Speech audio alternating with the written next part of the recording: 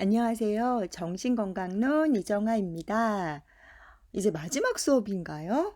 네, 올해는 코로나 때문에 너무나 특수한 상황에서 여러분들 공부를 하셨고, 저도 얼굴도 대면하지 못한 채 이렇게 수업을 해보긴 처음인 것 같아요. 코로나 때문에 봄이 온지도 몰랐는데, 어느새 길을 가다가 봤더니 장미가 만개하고 뭐 곧 다음 주부터는 뭐 장마다 이런 얘기도 있어요. 벌써 여름인 것 같아요. 네, 이렇게 한 학기를 마감하게 됐는데 국가적으로 또 세계적으로 위험한 상황이기 때문에 여러분들 너그럽게 이해해 주시기를 바라겠고요. 네, 이제 마지막 수업을 시작하도록 하겠습니다. 우리는 지난 시간에 이어서 기타 성인기의 장애에 대해서 같이 공부를 하고 있죠. 지난 시간에는 우리 여기 컨텐츠에 나와 있는 왼쪽 얘기, 강박 및 관련 장애, 외상 및 스트레스 관련 장애, 해리 장애, 신체 증상 및 관련 장애, 급식 및 섭식 장애, 수면 각성 장애에 대해서 같이 공부를 했어요. 이번 시간에는 이제 오른쪽 성기능 부전, 성별 불쾌감, 또 물질 관련 및 중독 장애, 신경 인지 장애, 성격 장애, 네, 변태 성욕 장애에 대해서 같이 공부를 해보도록 하겠습니다.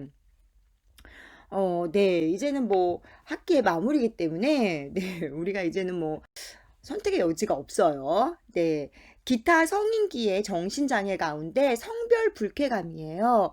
네, 여러분들 지금 이 연예인이 누군지 잘 아시죠? 네, 그 하리수 씨죠? 원래는 남학생이었다고 해요. 얼마 전에 이 하리수 씨가 TV에 나온 걸 제가 봤는데 아버님한테 많이 맞았다라고 이야기를 하죠. 어릴 때부터 여성스러운 어떤 이런 것들 때문에 네, 많이 맞기도 하고 그랬다는 이야기를 들었는데요. 아, 아무래도 이제 우리가 일반적으로 여자 형제가 많은 틈에서 잘하신 분은 조금 여성스러운 부분도 있기는 하지만 이제 아마 이 하리수 씨는 그건 아니었나 봐요. 그런데 아직까지도 우리 사회가 뭐 성소수자, 요즘에는 뭐 동성애자라는 말 잘 안 쓰고 성소수자라고 이야기를 하는데요. 성소수자를 바라보는 시각들이 네, 과히 좋지는 않은 상황이죠. 성과 성별의 영역은 논쟁의 여지가 많고 각 분야 또 시대마다 다양한 의미를 두게 된다고 이야기를 합니다. 우리는 태어날 때부터 우리 의지와 관계없이 성별을 갖고 태어납니다. 지금은 많이 나아졌다고 하지만 여성분들은 일상생활에서 여성이기 때문에 겪는 불이익들이 많이 있어요. 뭐 예를 들면은 어떤 기관 단체에서 장을 뽑을 때 회장은 남자가 하고 부회장은 여자가 하고 뭐 이렇게 자연스럽게 이런 것도 많이 있고요. 또 보시면은 뭐 여성들은 임신과 출산, 육아라는 굴레에서 남성보다 더 자유롭지 못하잖아요. 이런 것 때문에 여자로 태어난 게 너무 억울했던 적이 저도 있었거든요. 근데 여기서의 성별 불쾌감은 사회 구조, 이런 것 때문에 이게 그렇게 되는 것이 아니라 그냥 내가 그 여성인 게 혹은 남성인 게 싫은 거죠. 성 정체성에 대해 혼란이 있는 거예요.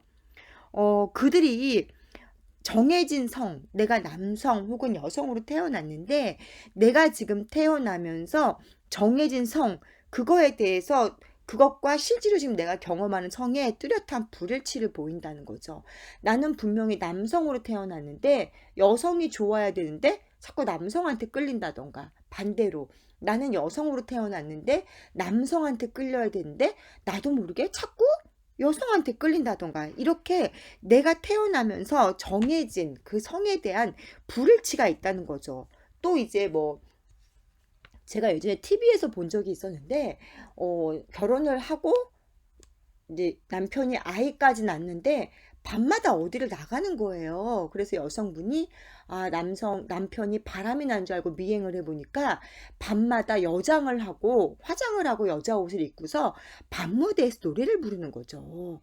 그러니까 이렇게 생식 능력이 남자와 마찬가지여서 결혼까지 하고 아이까지 낳았음에도 불구하고 자신의 그 성 정체성에 대해서 불일치를 보이는 경우도 있다는 거예요.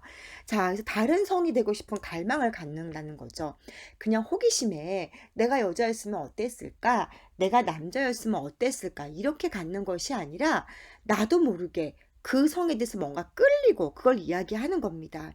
그래서 보통 이제 2에서 4세 두 돌이 지나게 되면은 이제 아이들의 성 역할을 인식하게 되죠. 그런데 반대 성별의 행동을 하고 싶어 하고 반대 성별이 되고 싶은 욕구가 있다는 거예요.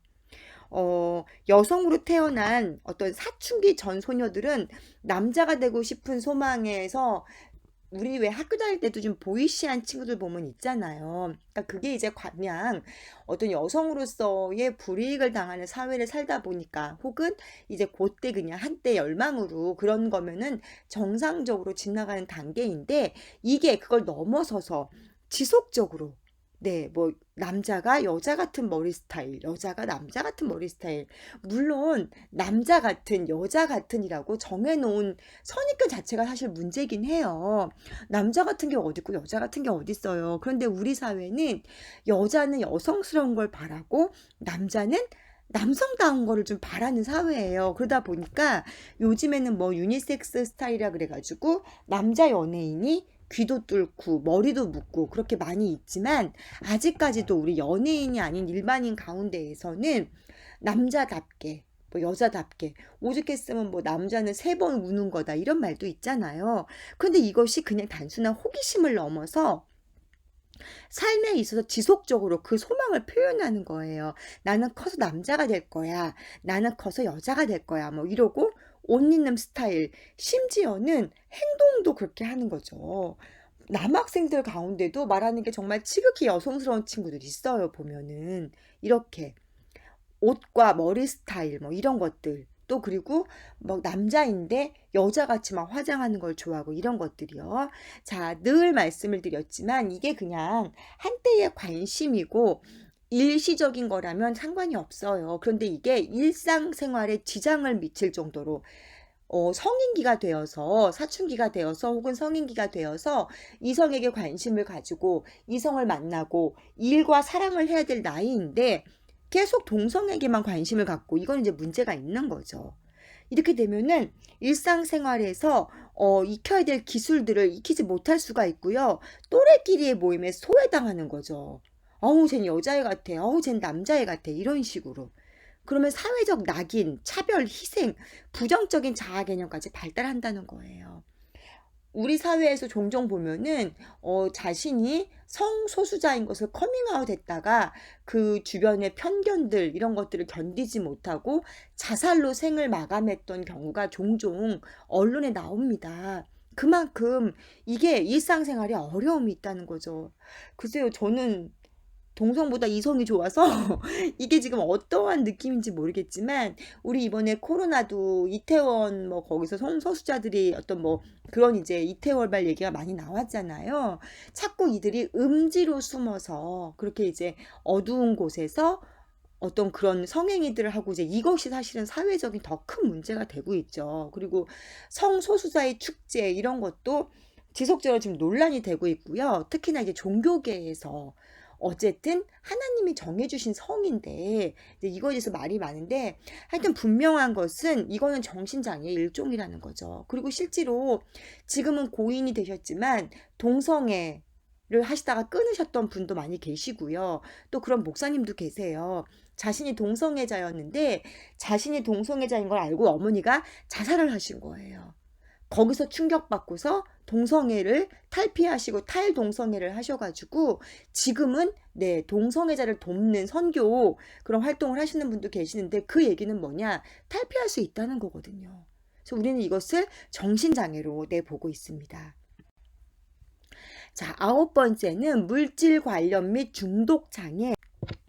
네, 그 다음은 신경인지장애예요. 신경인지장애는 우리 그림에 잘 표현되어 있죠. 뇌가 있는데 지금 지우개로 지워져 있어요. 뇌가 손상이 되는 거죠. 뇌의 손상으로 의식이라든가 기억이라든가 판단 등의 인지적 기능에 심각한 결손이 있는 거죠. 뭐 조현병 양극성 장애 이런 것들, 그러니까 우리 옛날에는 정신병이라 그랬죠. 이런 걸로 인해서도 있지만 인지적 장애여야지만 신경 인지 장애에 포함이 된다는 거죠. 뭐 예를 들면은 우리 흔히 얘기하는 치매 같은 거. 네, 치매는 우리가 인지의 기능에 좀 장애를 입은 거죠. 사람을 기억하지 못하고 뭐 이상한 말을 하고 자기 행동, 늘상 했던 일상 행동, 소대변도 못 가리고 밥을 떠드시지 못해요. 뭐 이런 것들. 그런데 이제 치매 같은 경우도 혈관성 치매, 이제 뭐 고지혈증 이런 걸로 원인이 돼서 혈관 어떤 한쪽 부분이 막혀갖고 일어나는 그런 것도 있지만 또 이제 뇌에 인지 장애와 전혀 관련 없는 뇌 수술을 받다가 치매가 오시는 경우도 있으세요. 또 술을 너무 많이 드셔가지고 알코올성 치매가 오시는 분도 많이 계시죠. 신경 인지 장애의 기능은 주요 신경 인지 영역, 거기에 이제 근거하여서 DSM-5에서 신경 인지 장애를 분류를 했는데요. 이제 선망, 또 주요 신경 인지 장애, 경도 신경 인지 장애로 네, 구분을 하고 있습니다. 아무튼 간에 이거는 인지에 뭔가 장애를 입어서 행동들이 예전 같지가 않다는 거예요. 일상생활을 그냥 잘 하셨던 분이, 그러니까 심지어는 우리가 밥을 그냥 이렇게 씹잖아요. 치아로. 그 씹는 것도 잃어버리신 분이 계세요. 반대로 씹기는 씹었는데 이것을 삼키는 것도 잃어버린 분이 계세요. 밥을 떠드시는 것도 잃어버린 분이 계시고요. 굉장히 심한 거죠. 그럼 우리 하나씩 보도록 하겠습니다. 첫 번째가 선망이에요. 선망이라는 것들 여러분들 들어보시는지 모르겠지만 기저의 인지 변화를 동반하는 의식의 장애예요. 예를 들면 치매인 거예요. 뭐냐면 하루 종일은 아닌데 낮과 밤에 대한 개념이 없고요. 뭔가 사람이 불안해하고 초조해하고 여기가 어딘지 진압력도 저하되고 막 혼란스럽고 망상, 방에 아무도 없는데 누가 나를 죽이려고 온다라고 이야기를 하세요. 또 이렇게 옷걸이에 옷이 걸려 있는 걸 보고서 저 사람 가라 그러라고 이런 얘기도 하시고요. 이 해가 지고 밤인데도 아침인 줄 알고 막 밖에 나가시려고 하고요. 괜히 막 불안해하거나 공간 지각력이 없는 거죠. 현관문 앞을 왔다 갔다 하시면서 나가시는 문이 어딘지를 모르는 거예요. 바로 현관문이 문 앞에 있는데 이게 지금 현관문인데 이게 현관문이구나, 나가는 문이구나라는 것에 대한 인지가 없는 거죠. 계단을 내려가야 되는구나 이런 게 없는 거예요. 이게 이제 하루 종일 24시간 동안 그럴 수도 있지만 이제 일반적으로 우리 왜 왔다 갔다 한다고 이야기를 하죠. 멀쩡하게 생활을 하시다가 갑자기 엉뚱한 얘기를 하고 엉뚱한 소리를 하고 막 불안해하거나 이런 것들 하루 중에도 증상이 변동되기도 한다는 거죠.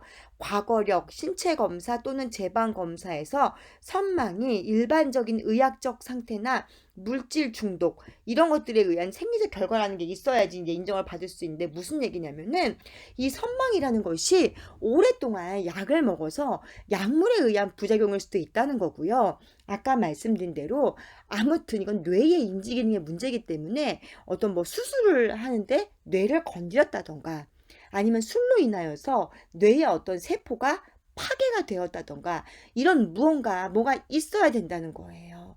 그렇기 때문에 이거는 이제 기본적으로 주의를 집중하지 못해요. 어디를 뭘 자세를 유지하는 거, 이동하는 거에 장애가 발생하는 거죠. 하루 종일 배회하고 걷고 엉뚱한 얘기를 하고 말이 앞뒤가 안 맞는 거예요. 어르신이 진지 잡수셨어요? 그래 너만 믿는다. 뭐 이런 식으로 앞뒤가 안 맞는 얘기를 계속 하시는 거죠. 또 망상, 뭐 누가 밖에 서 있다느니 내 손에서 뭐 불빛이 나온다느니 손이 뜨겁다느니 막 이런 것들.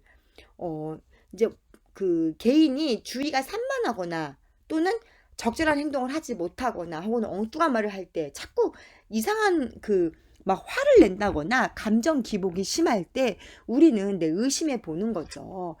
그렇기 때문에 수면 및 각성 주기에 변화가 생겨요. 막 낮에도 졸리기도 하고요. 야간에는 또 막 이렇게 말똥말똥 하시고 잠이 들기까지가 굉장히 어렵고 혹은 밤새 안 자고 저는 일주일 동안도 한숨도 안 주무시는 분 본 적 있어요. 시설에 이제 입소를 하셨는데 입소하신 이유가 밤새 잠을 안 주무신대요. 그래서 보호자들이 케어가 너무 힘든 거예요. 그래서 일주일을 안 주무셨대요. 그래서 일주일을 안 주무셨으면 주무시겠지. 정말 안 주무세요. 만약에 이런 분이 낮에 좀 주무시고 그러면 낮과 밤이 바뀌었구나라고 생각할 수 있잖아요. 근데 그것도 아닌 거예요. 낮과 밤이 바뀐 것도 아닌데 안 주무시는 경우. 네, 이런 경우도 많이 있습니다. 그래서 우리는 선망을 그렇게 보기도 합니다. 보통 이제 입원한 노인에게 가장 많고요.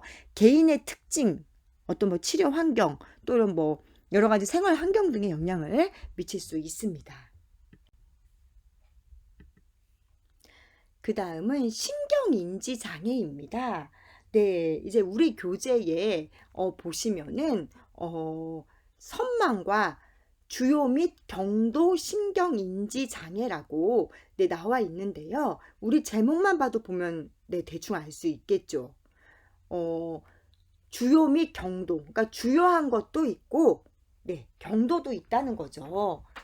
DSM-5에 보면은 치매라는 용어를 대체로 유지하고 있다고 이야기를 합니다.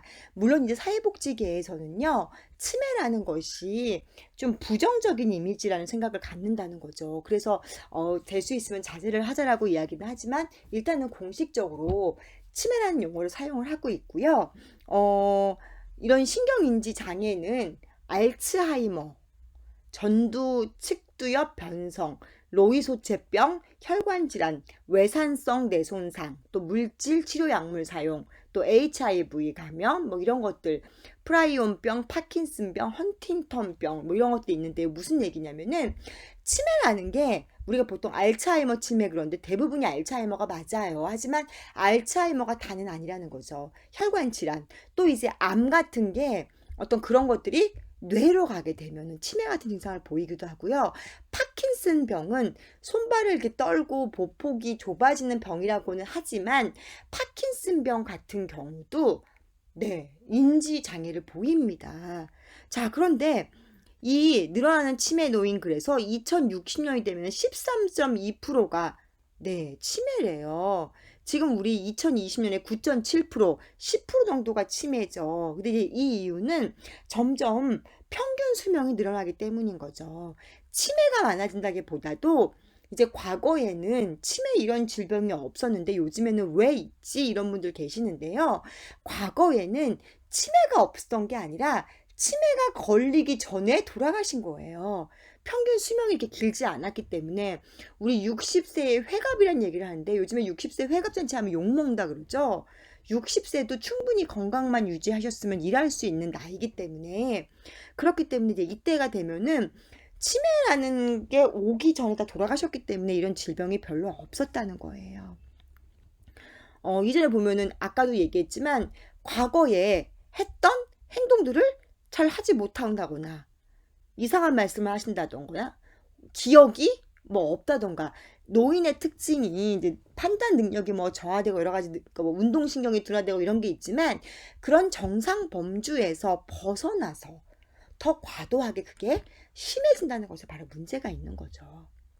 그렇기 때문에 이러한 질병 또 약물을 통해서 잘못하면 그럴 수 있고요. 우리 HIV라고 이야기를 하죠. 그런 어떤 바이러스에 감염이 되어도 이런 증상들을 보일 수 있다는 겁니다.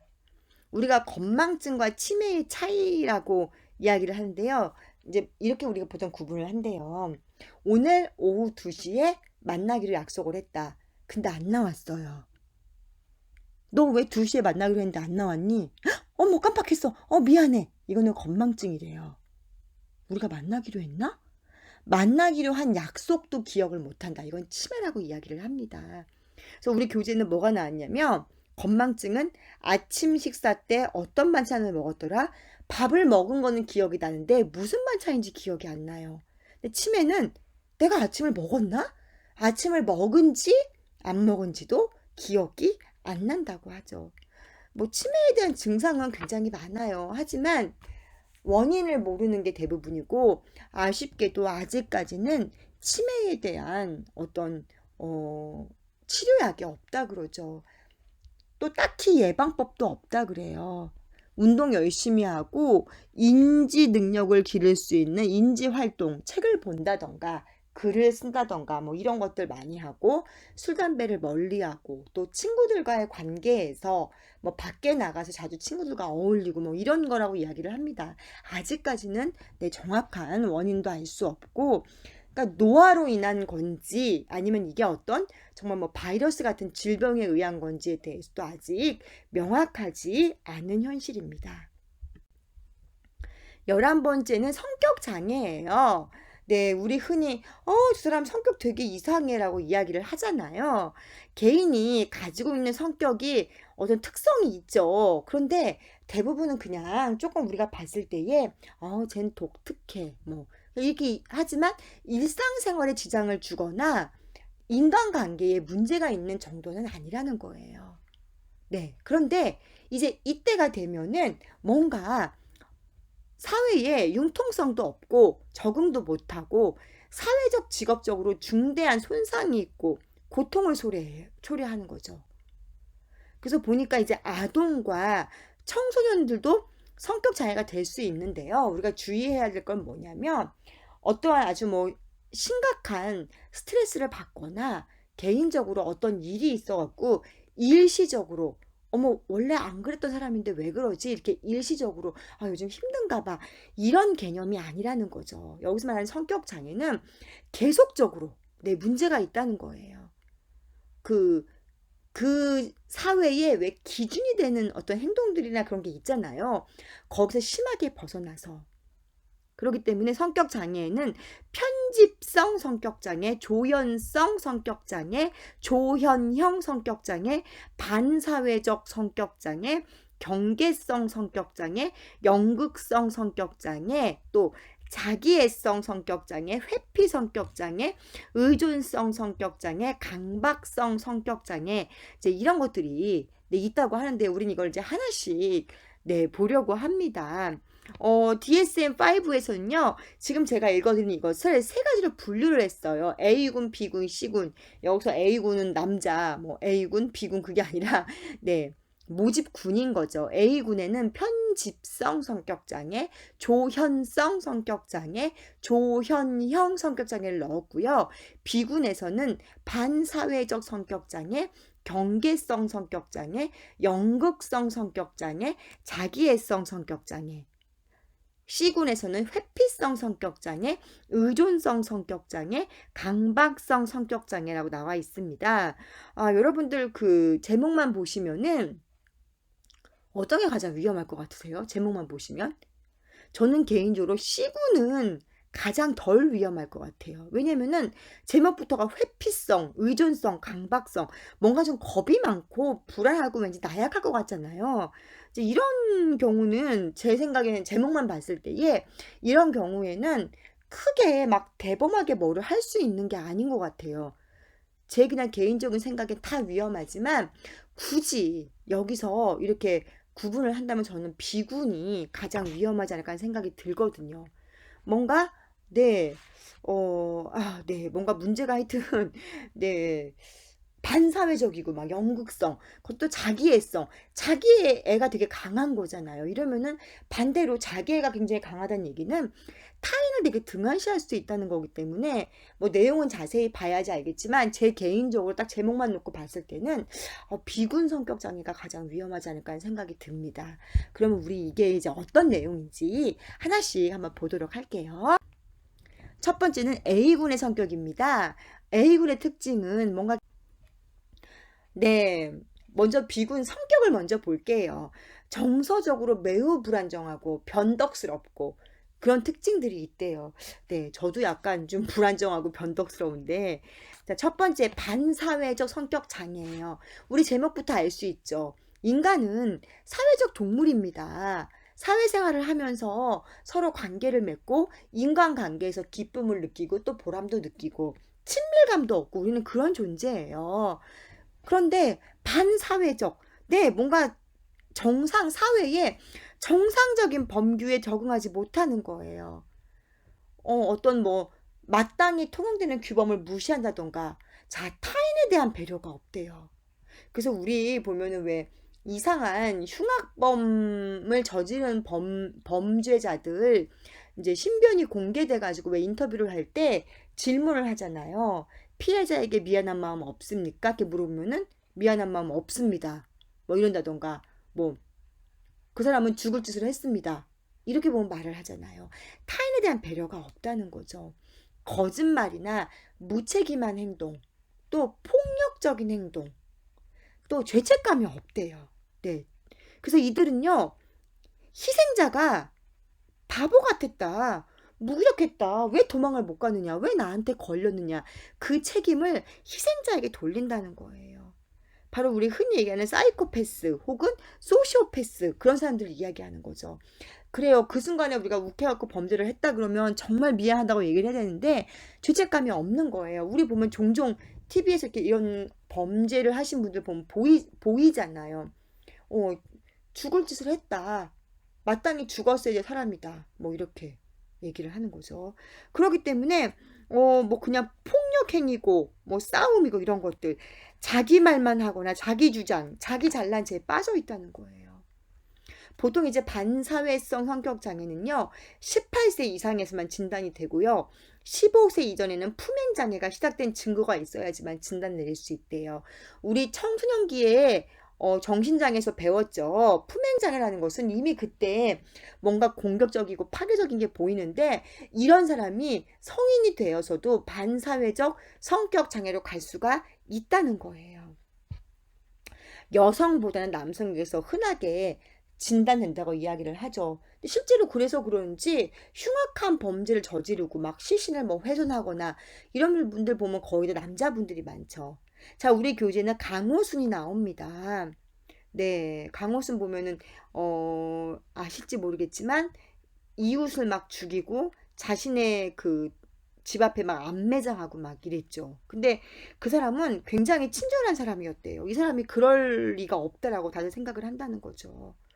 다 목졸라 죽이고 성폭행 한 다음에 이렇게 뭐 길을 걸어가는 여자들을 태워다 줄까요라고 친절한 말로 유혹한 다음에 네, 이렇게 했죠. 아무튼 네. 비군 성격을 하려니까 갑자기 마음이 무거워집니다. 두 번째는 경계성 성격 장애예요. 경계성 성격 장애는 대인관계, 자아상, 정동의 불안정성과 현저한 충동성이 성인 초기에 시작되며 광범위한 형태로 여러 상황에 나타난대요. 기분 변동이 심하고 만성적 공허함과 권태, 또 대인관계가 불안정하고 의존과 또 증오심도 가지고 있다는 거죠. 보면은 뭐 이런 거 있죠. 그 어릴 때 어머니가 나를 버리고 갔다. 그거에 대해서 여성에 대한 혐오감이 생긴 거예요. 그래서 뭐 혐오 범죄를 한다던가 이런 것들. 경계성 성격 장애는 성인 초기부터 지속적으로 불안정한 경우인데요. 감정 조절 이런 게 잘 안 된다고 해요. 그래서 병원도 많이 가고 이런 것들. 자살 위험도 높고요. 이거는 여성이 더 많다고 합니다. 그러니까 와리가리 하는 거예요. 경계성. 이 경계에 있다가 보니까 내 어떤 성격 이런 것들이 쭉 올라가서 정상 범주로 갔다가 또 내려가서 그게 아닌 범죄로 갔다가 남들에게 뭐 동정을 받고 싶어 한다던가 막 이런 것들. 세 번째는 연극성 성격 장애입니다. 네, 제목만 봐도 아시겠죠. 주로 과도하게 감정 표현을 해서 관심을 끌려고 하는 거예요. 보통 청소년기에 시작이 된다고 이야기를 하죠. 흥분도 잘하고 되게 감정적으로 네, 막 끊임없이 인정받고 싶어 하고 잘했다는 말을 듣고 싶어 하고 또 유혹적인 행동을 보이기도 하고 그러니까 실제로는 되게 무능력하고 의존적인데 그것을 감추려고 연극을 더 한다는 거예요. 물론 우리 현대인들은 다들 조금씩 그런 게 있다고 그러죠. 조금씩 어떤 나의 그런 어떤 못난 모습들을 감추려고 연극을 하는 부분들이 있다고 해요. 행복한 척하고 아무 문제 없는 척 그런 것도 있지만 여기서는 그러한 개념이 아니라 관심을 끌기 위해서 또 별로 이렇게 뭐 그 자살을 시도할 만큼 그런 능력도 없고 그런 깜냥도 안 되는데 네가 이러면 나 죽어버릴 거야. 뭐 이렇게 한다던가 네, 이런 것들이 있다는 거죠. 네 번째 비군 성격의 네 번째는 자기애성 성격 장애예요. 또 우리 제목만 봐도 알 수 있겠죠. 이것은 자신에 대한 과대평가, 또 칭찬에 대한 욕구, 숭배 요구, 감정이입 이런 거예요. 그냥 우쭈쭈쭈 해주길 바라는 거죠. 나를 좀 특별한 존재로 여겨줬으면 좋겠는 거예요. 다른 사람보다 나를 더 사랑해줬으면 좋겠어요. 나에 대한 좀 배려가 있었으면 좋겠어요. 나한테만 좀 잘해줬으면 좋겠어요. 이런 것들이 있다는 거예요. 자신이 사람들은 관심도 없는데 다른 사람이 나를 되게 시기한다. 나를 질투한다. 그렇게 믿는 거예요. 자기애가 너무 강하기 때문에. 네. 이것은 보면은 이제 뭐 우리 뭐 흔히 공주병, 왕자병 그런 얘기도 있지만 계속 말씀을 드리지만 일상생활의 어려움을 네, 느낄 정도로 이게 남성에게 더 심하다는 거죠. 한국 사회가 어떤 뭐 업무적으로 인정받고 막 이런 것 때문에 아마도 그러는 거죠. 사춘기부터 관찰이 된다고 이야기를 합니다. 자신에게 뭔가 특별하게 대해주고 나한테 관심 가지고 나를 뭔가 좀 우쭈쭈 해주길 바라는 그런 거죠.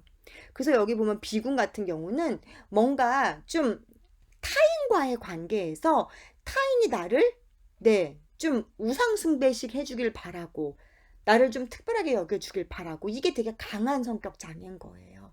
그런데 A군과 뒤에 가면 나오겠지만 C군은 약간 좀 소심하고 소극적이라면 B군 성격 장애는 뭔가 적극적인 액션을 이렇게 보이기 때문에 어찌 보면 더 위험할 수도 있는 거죠. 네, 여기까지가 이제 B군이고요. C군 성격 장애를 한번 보도록 하겠습니다. 네, 드디어 말도 많고 탈도 많았던 C군의 성격입니다. C군 성격은 일단 한마디로 하면은 불안하고 두려움이 많은 것이 특징이다. 아까 제가 처음에 말씀드렸죠? 겁쟁이, 약간 소심하고 뭐 이런 것들. 그래서 보면은 제목도 회피성, 의존성, 강박성이라고 나옵니다. 회피성 성격장애의 주된 특징은 사회적 관계에 대한 억제, 부적절감, 그리고 부정적 평가에 대한 예민함. 남이 나를 부정적으로 평가하는 것에 예민하다는 거예요. 광범위한 양상으로 보면서 주로 청년기에 시작이 된다는 거죠. 뭔가 자기 스스로를 비하시키고, 뭐 이렇게 뭔가 좀, 이렇게 뭐, 뭐라 그러죠? 자기를 비하시키면서 나를 되게 무기력한 존재를 보는 거예요. 자존감이 낮은 거죠.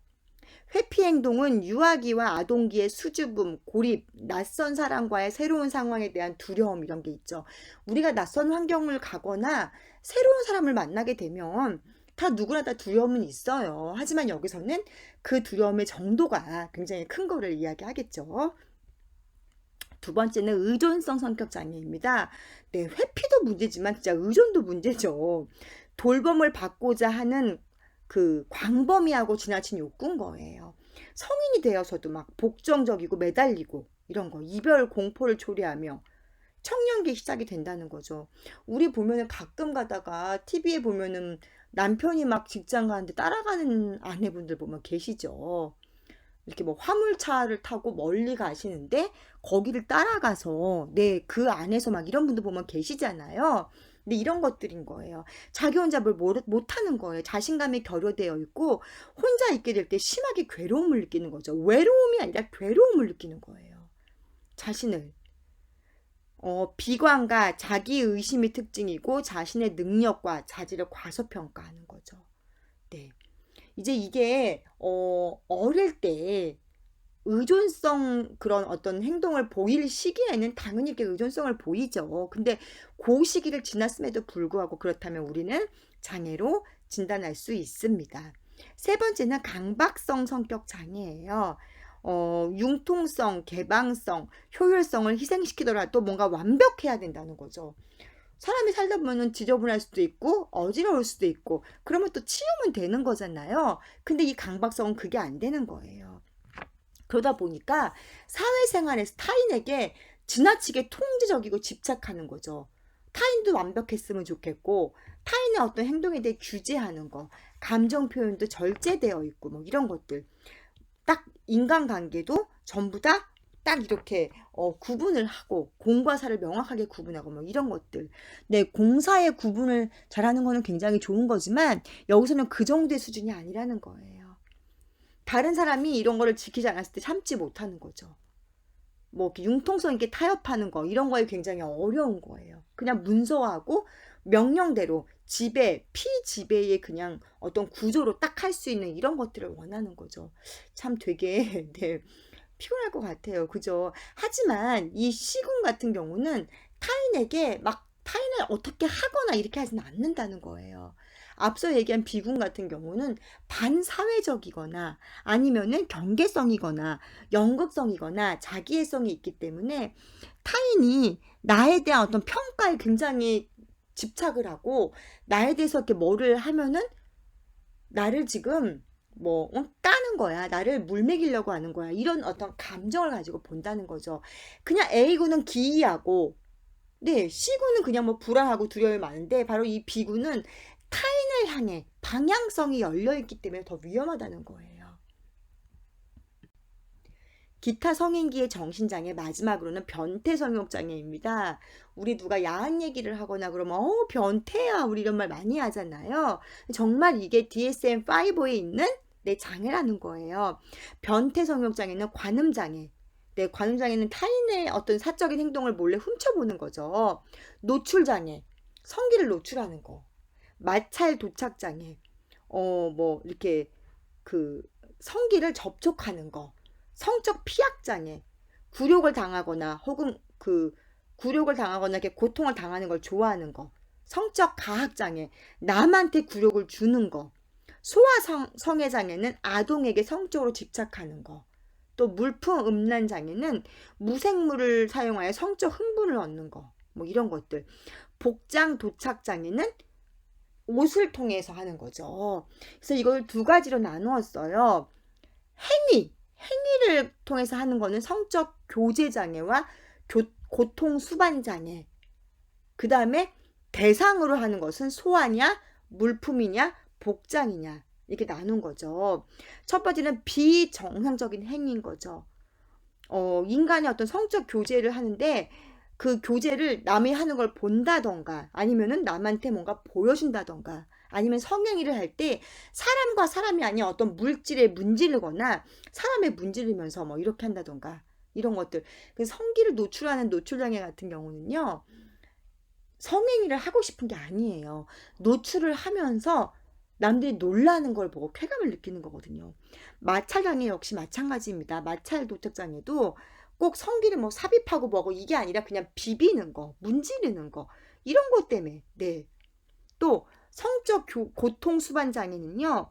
내가 고통을 당하거나 혹은 남을 고통하는 거 우리 뭐 흔히 그런 말 하잖아요. 뭐 밧줄로 묶는다던가 무슨 채찍으로 때린다 뭐 이런 거 맞으면서 쾌감을 느끼는 사람은 성적 피약 장애. 내가 때리면서 쾌감을 느끼면 성적 과학장애. 참, 네, 어렵습니다. 왜? 아니, 진짜 이건 변태고 정말 정신장애인 것 같아요. 어쨌든 성행위라는 것은 정상적으로 사랑이 그 안에 뒷받침이 돼서 사랑의 행위인데 왜 때려요? 왜 맞고? 네, 이런 것들. 그 다음에 그 대상이 소아, 어른이 아닌 소아를 대상으로 하는가, 아동을 대상으로 하는가, 혹은 물품을 통해서 하는가, 아니면은 복장을 통해서 하는가 이런 거거든요. 행동으로 분류를 하냐 아니면 대상으로 분류를 하냐에 따라서 이렇게 나눌 수가 있습니다. 물론 이 이외에도 우리가 장애의 눈으로 본다면 너무너무 많은 장애가 있죠. 제가 정신건강을 처음 시작하면서 말씀을 드렸어요. 장애로 보면 장애가 아닌 것이 없고요. 이상행동으로 보면 이상행동이 아닌 것이 없습니다. 거듭 말씀을 드리지만 이것은 일상생활에 지장을 줄 만큼 사회생활에 어려움을 줄 만큼 문제가 됐을 때 우리는 장애라고 진단을 하고요. 또한 우리는 의료인이 아니기 때문에 우리는 장애라고 진단할 수가 없습니다. 네, 이 진단은 의사만이 할 수 있고 보통 우리가 180일 동안 같은 일이 지속이 되었을 때 우리는 장애 진단을 하거든요. 그러니까 우리가 함부로 조금 배웠다는 걸 바탕으로 해서 진단을 하는 것은 굉장히 위험합니다. 네, 이렇게 해서 14주차까지 수업이 끝났습니다. 국가적으로 또 학교적으로 여러분들 개인적으로 굉장히 어려운 시기에 한 학기 동안 여러분 고생 많으셨고요. 2학기에는 코로나가 좀 진정이 되어서 네, 여러분을 조금 더 대면하면서 네, 수업을 할 수 있었으면 좋겠습니다. 이제 기말고사 대체 과제물만 남았죠. 여러분, 기말고사 대체 과제물까지 마무리 잘 하시고, 무더운 여름 잘 이겨내시기를 제가 응원하고 기도하겠습니다. 머지않은 시기에 다시 만날 수 있는 날을 소망하면서 저도 여러분도 무더위 잘 이겨내시고 또 코로나 잘 이겨내시고 우리 건강한 모습으로 2학기 때 다시 만나 뵙기를 소망하겠습니다. 저는 그동안 여러분과 함께 이렇게 시간을 보내면서 단톡 카톡방에서 주고받는 내용들 여러분의 어떤 한마디 한마디가 굉장히 응원의 힘이 되었습니다. 감사드립니다. 네, 저는 이정화였고요. 본 과목은 정신건강론이었습니다. 여러분 2학기 때 뵙겠습니다. 감사합니다.